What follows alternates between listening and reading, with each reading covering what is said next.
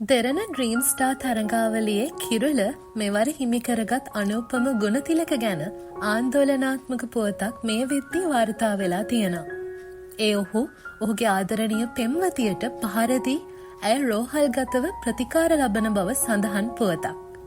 Video එකට යන්න කලින් විශ්මිත විශ්වයේ YouTube channel එක තාමත් ඔයා subscribe කරපු නැති කෙනෙක් නම් subscribe කරන් යන්න අමතක කරන්න එපා. ඒ වගේම එහා පැත්තේ තියෙන bell icon එක click කළොත් ඔයාලට පුළුවන් අපි වීඩියෝ එකක් අප්ලෝඩ් කරපු ගමන්ම ගිහින් ඒක බලන්න.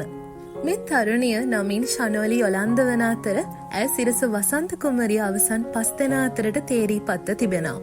ඒ වගේම ඇය Miss Earth Sri Lanka 2025 second runners up කිරුළද හිමි කරගෙන තිබෙනවා. අනුපම ගුණතිලක සමගින් ඇය අවුරුදු 6කට ආසන්න ප්‍රමාණයක් ආදරය කර තිබෙන අතර අනුපම ගුණතිලකගේ ඩ්‍රීම් ස්ටාර් සිහිනයට ඇයගෙන් විශාල සහයෝගයක් ලැබී තිබෙනවා.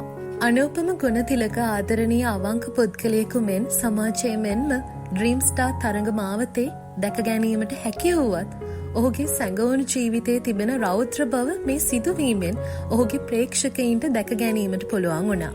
සමාජ මාධ්‍යවල ලංකාවේ කාන්තාවන්ට සමතැන ලබා දීම පිළිබඳව කතිකාවතක් යන පසුබිමක මේ අයරින් තම පෙම්වතියට පහර එල්ල කිරීම අනුපම ගුණතිලක මෙතෙක් කලක් ගොඩනගාගත් ඔහුගේ කීර්ති නාමයට දැවැන්ත කළු පැල්ලමක් එක් කරන බව නම් නොරහසක්. ශනෝලි නම් මේ තරුණිය ඇයට සිදු වූ පහර කෑම් සාක්ෂි සහිතව වීඩියෝ එකක් ඇගේ TikTok ගිණුමේ පළ කර තිබුණත් මේ වෙද්දී ඒ වීඩියෝ එක ඇය විසින් ඩිලීට් කර තිබෙනවා.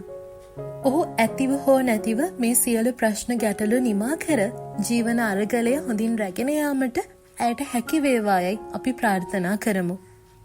ඔබත් අනුපමගේ මේ පහත් ක්‍රියාවට එකග නොවේ නම් මේ වීඩියෝ එකට ලයික් එකක් දාගෙන යන්න වගේම ඔබේ අදහස් පහතින් කමෙන්ට් කරන් යන්න අමතක කරන්න එපා.